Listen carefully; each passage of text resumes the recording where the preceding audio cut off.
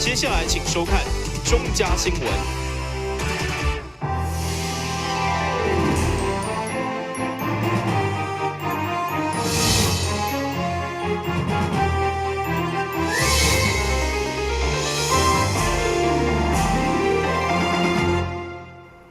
你好，是阮家欢收看8月3日中嘉台南电影新闻。第4届世界杯小棒锦标赛顺利前赛天有被大雨影响，不过2号暗时伫7日棒球场，咱对日本才正常比赛，嘛开满热情加油的民众。中华队伫前4局先摕下4分，但却伫5、6局被日本队超前，最后以5比7输掉第1场比赛，相当可惜。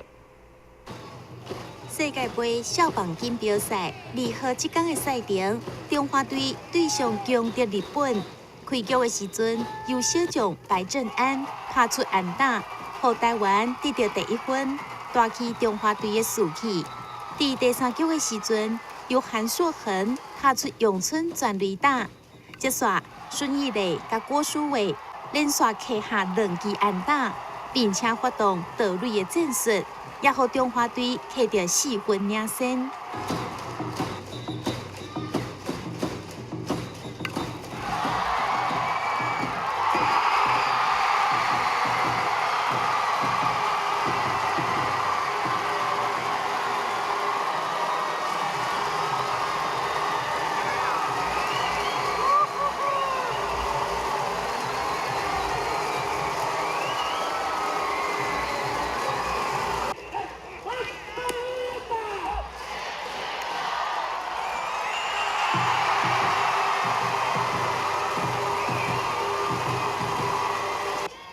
5局上，日本队冷静应战，开始发挥攻势，拍出3分全垒打，将比数缩小到1分。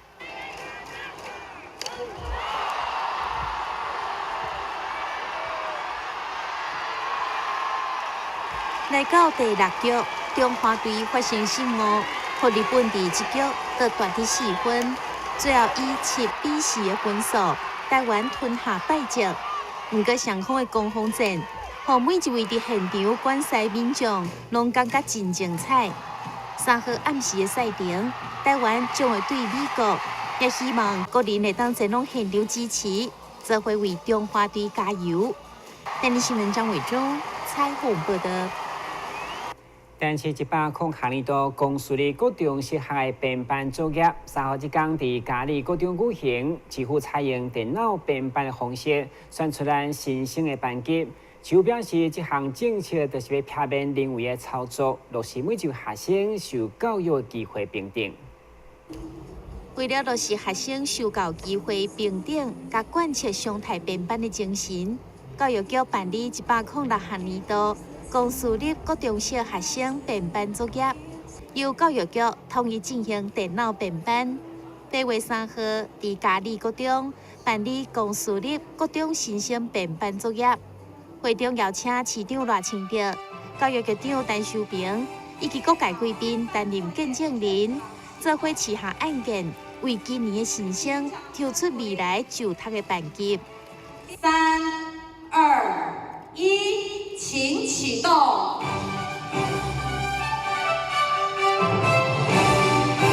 电脑编班作业正常启动。每一个人都有受教权这个是我们最重要的目标。那第二个当然是，因此之后6、7年来，不管是校长、老师都可以减少许多的困扰。那么其中困扰减少最多的应该是议员蔡淑秋议员，不会再有人去拜托他这个选民去拜托他说他的小孩要哪一位名师来教，他希望调到哪一个班级去。再也没有这些现象让我们校园单纯化，就是教学不必再去处理这些社会问题，那个很困难这个我非常知道，所以我非常高兴我们这6、7年来，经由大家的努力、大家的协助还有更多人的配合，那我们这个政策越行越稳越行越稳，那么成效每一年能够更深刻的展现出来。教育局采用的编班方式是依照各种新生、国文甲数学两科的平均分数，以关键排列，搁再用电脑乱数 S 型的方式来编班，让每一位学生受教机会平等。另外，伫8月4号上午9点，伫德南国小、新营国小也将举办国小编班作业。市府欢迎家长做伙去现场观看。了解电脑编班的公正公平。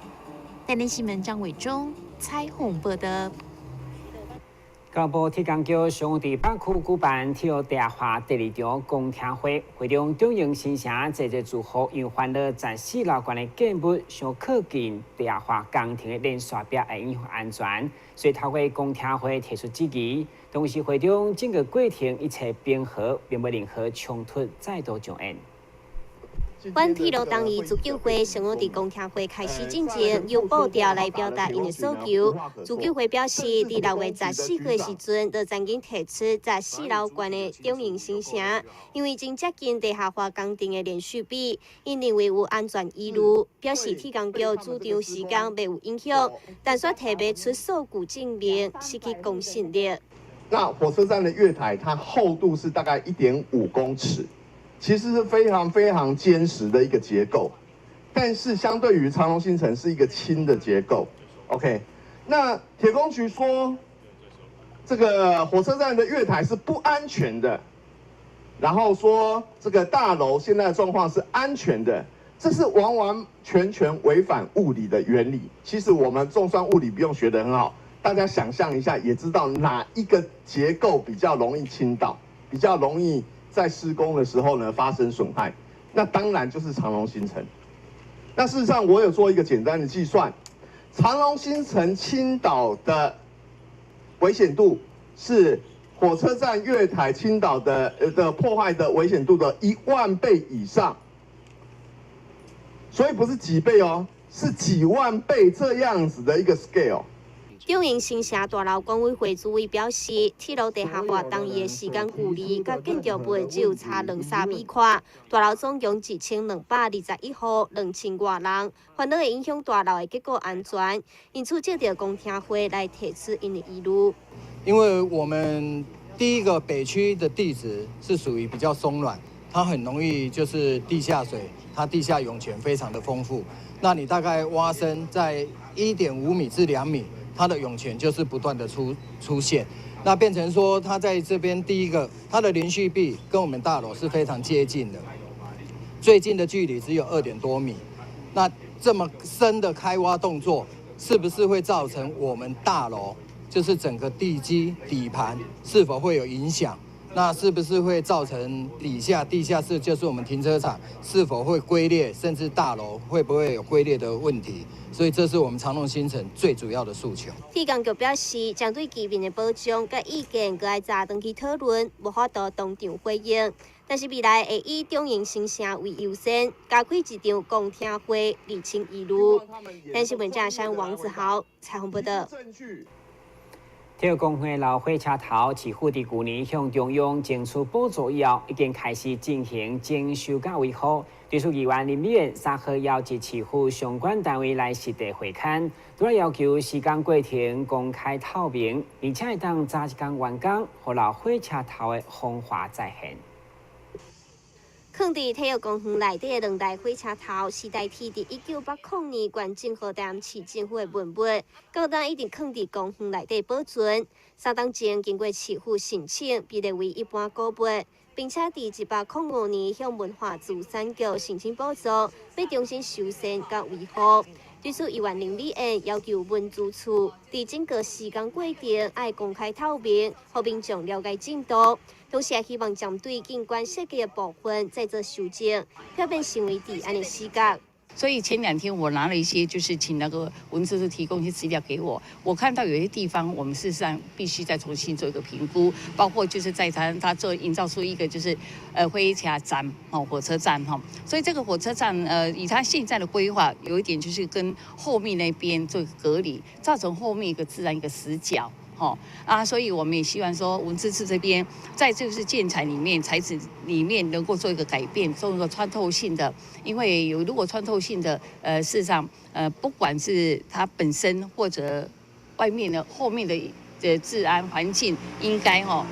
不会那么就是一个让人家蛮担忧的一个角落了哈。市府文化资产管理处表示，这个修法案主要分作古物保存环境的改善，以及古物主体的维护两方向。希望照着修法的规定，会当甲居民有更较侪直接的互动，互民众了解火车头的历史意义。因为我们知道台湾有非常多的火车迷，那尤其这2部，其实对我们台南人的印象当中，其实都有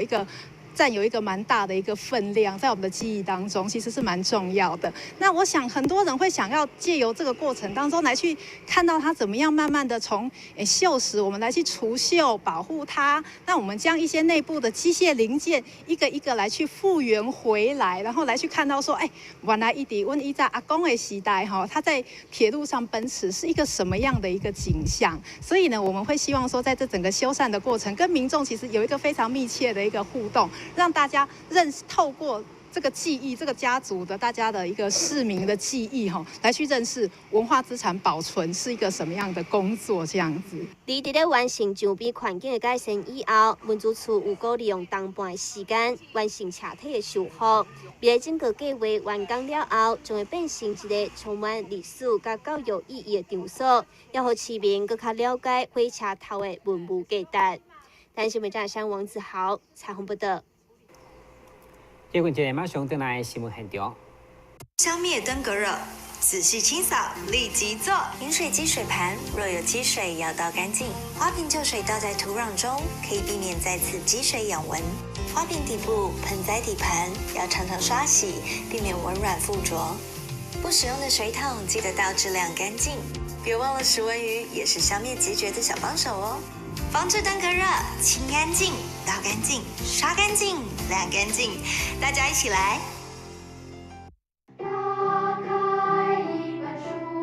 每页在发亮，文字变鱼儿，游在大海洋，充满了。欢迎你和我一起来收看《非读不可》，台南爱读册。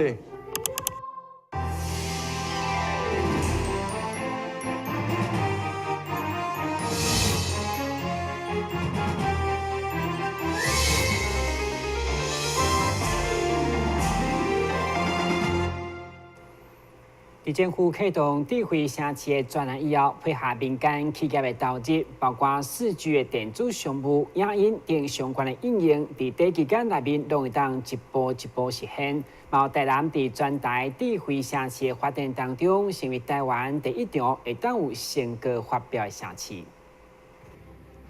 用4G 影音的直播，就希望透过科技，让民众感受台南的美好。因为台南虽然是古都，不过热市中一直强调古文化甲新文明的结合，才法度让城市传承创新。所以用打造智慧城市的目标，甲民间电信企业伫4G 商务甲影音平台等核心技术的合作，希望进一步将台南风情所谓典藏、产业升级、行动支付等7大领域来行销到全国。我们也知道，就是单纯有古文化也不行，要有新文明。一定要在传承创新之间推动这个城市前进。那智慧城市就是我们选择一个很重要的文明。那我们也很清楚，光靠台南是没有能力独立完成智慧城市，需要民间力量的协助。像台湾大哥大就是我们非常感激的对象。利用我们台湾大哥大我们的4G，还有我们的商务平台，我们的影音平台，我们的商务平台跟影音平台呢，都是在业界里面是领头羊。很高兴呢，能够把台南市政府、台南市乡亲呢这些影音市政以及我们的新农人的产品，可以在我们的平台里面来应用，我们觉得是非常好的一个应用。那我想今天这个成果发表会呢，我想不是一个结束啊。我希望4基科专这个成果发表会以后，才是一个开始。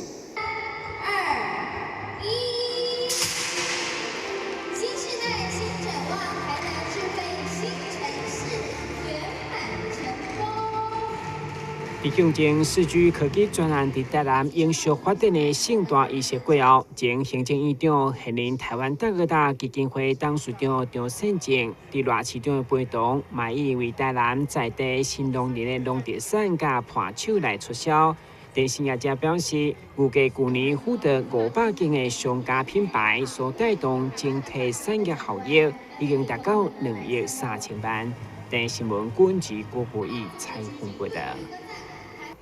安平一直是台南观光上界热门的所在，不过真侪人假日来到安平，拢是踅老街人客人。对此，市府为提供游客深度旅游的选择，上午正式发表策划地图，当中有标明60几只检筛甲防晒牙地点，会当互民众来巷内有找找趣味。为了互民众了解安平的检筛甲防晒牙无同，嘛撇免自行错误，市府也是策划家马可甲旅游作家阿爸春共同合作，制作一款趣味的地图，希望旅客透过找找巷弄当中出名的检筛甲防晒牙来了解安平，嘛认识台湾历史的守护神。因为这个跟一般的地图比较不一样的是，一般的地图可能是画个大概的位置，大家会去找。可是这份地图，如果你拿了地图看，你找不到就没有意义了。所以这份地图当画完之后呢，那管理局的同仁呢有那个真人实测过，他们很厉害，他们大概1个上午就把全部见4家公司也60几只全部都找齐了。对啊，所以这个其实也是一个很好的教育活动。市府观光旅游局延续去年甲策划家合作推出12款地图以后，今年再次要规划6款地图当中，就以检筛甲防晒牙来拍头阵，希望旅客来安平不只是吃美食，更会当深度旅游，分享安平的在地生活。这一次，我们特别邀请了插画家，针对安平地区的这些风师爷跟剑师做了这个插画地图。主要是我们希望台南的观光更往深度走，更往文化的面向走，尤其是更往在地人的眼光来看，就是看见什么样的东西对在地人来说是重要的。那看见这些文化是怎样在台南演进、转移、深化。我们希望观光不只是观光客来到这里消费而已，也希望是分享我们的生活，参与我们的文化，让台南成为台湾一个文化的重心跟代表，以这样的角色在台湾来发展台南的观光。市府表示，以后民众若想要这款手画地图，都来当到每一个旅游服务中心、永华、民地市政中心来免费索取。假日若想要来老街现场抵达，来当上台南旅游网预约登记。电新闻军及郭国义采访报道。金华社区近年来推广厝顶农园，也是鼓励民众利用厝尾顶的空间来种蔬果，又不只会当降低室内温度，达到节能减碳，更当享受迄款修行的快乐。对此，金华里民瓜坤良就特别将伊7年来伫厝尾顶种洋香瓜经验，甲大家分享。大雨过后，趁着好天的时阵，这批高远的主人伊一顺势将要伫10天后收成的洋香瓜。高远的主人柯坤龙伫7年前，原本只是单纯要将厝顶做立体化，后来有人送伊洋香瓜的种子，想袂到一种竟然种出兴趣，才慢慢投入这项工作。有一届我咧种物件的时候去买种子，那个买种子送我1包洋香瓜的种子。转来我来甲种看卖，像咧种迄个卜啊、菜瓜来甲种看卖咧。我慢慢那个种像那个果安尼吼，果起洋香瓜真正我种起来呢，它长了1颗而已啊，长了1颗，好到足大粒的时候摕落去切，摕落去切，我切了我那孙啊食，我那孙啊甲我讲，嚯，阿公你种这个洋香瓜超级美味啦，人间极品，太好吃了啦。我讲你要食，你要食我就搁来种，就开始投入这个洋香瓜的种植去研究。但原本只是一个城里人的柯坤龙，因为无任何栽种的经验，所以也遭受过500以上的失败过程。透过一次搁一次的改善，为土壤、肥料的使用等等各方面落功夫，营造适合洋香瓜的生长环境，到达算是真有心得。伫顶面种吼，因为伫田里面种，它是不能连做，不可以连做。今年种完以后，就是不能再做了，不能再种。啊，我得慢慢的去想办法，用这个花卡落去甲种，种了收了后，我来甲土换掉，土换掉就又变成新的土。这个另外的这些土就放在另外的地方让它休息1年，个换了来换新的土来种，所以说1年可以收成3次。这几天来，各类民众打造厝顶农园的金华里长柯坤成也非常学了这种的做法，认为这会当成为社区推广厝顶农园的好示范。强调伫厝顶栽种蔬果，不但会当达到降温减碳的功能，而且佫会当伫收成的时阵享受无毒的健康蔬果，真正是一兼二顾。这个屋顶农园它确实可以这个可以这个一旦这个部分的选项可以减热那个减碳会当减热减碳可以帮助吸收这个二氧化碳减少这个碳排放。这个足重要一个过程120平的厝尾顶，有个会当收成200多粒的洋香瓜。农园的主人表示，将会分享给家己的亲戚好朋友，甲因分享洋香瓜的甜蜜，也分享伊做都市农夫的快乐甲成就感。咱新闻站山王子豪采访报道。一名56岁男性因为腰子结石，曾经接受过5摆体外泵石，因为无到全部清除，后来运用是软式的塑料管镜，在50分钟内就顺利清除。医生指出，这项手术的好处就是无空喙，出血量阁真济，是为结石治疗真好选择。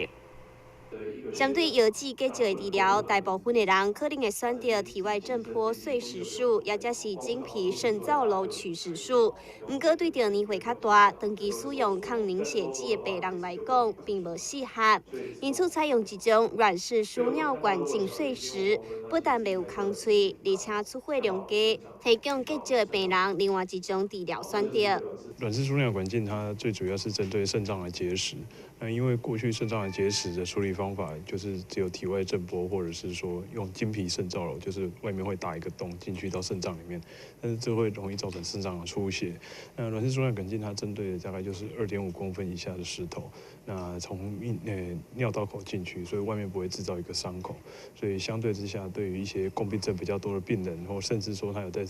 使用抗凝血剂，或者是他因为一些共病症，所以他凝血功能不好，年纪比较大的病人，这会是一个比较好的选择。软式输尿管镜碎石术虽然有伊的优点，不过对着结构无正常，也即是有泌尿道感染的病人来讲，就较无建议使用。当然，第一个就是说，它不能同时有泌尿道感染。就是说，如果他泌尿道有感染的话，这样手术，因为它是在一个密闭的系统里面，所以水压会让它这个细菌会跑到全身去，术后容易会菌血症。再来就是说，它结果结构的时候不能有一些异常啊，类似像说它假设它的角度比较弯，那我们这个镜子它转弯它也是有一个极限，所以很有可能假设你这个你的肾脏的结构比较奇怪的话，所以这个手术成功率也会下降。那这个在术前泌尿科医师都会跟你讨论这样。医师强调，结石愈生愈大，超过1.5公分，并且造成感染、血流等等的情形，可能就必须采取手术治疗，那无将影响腰子功能，所以民众爱特别注意。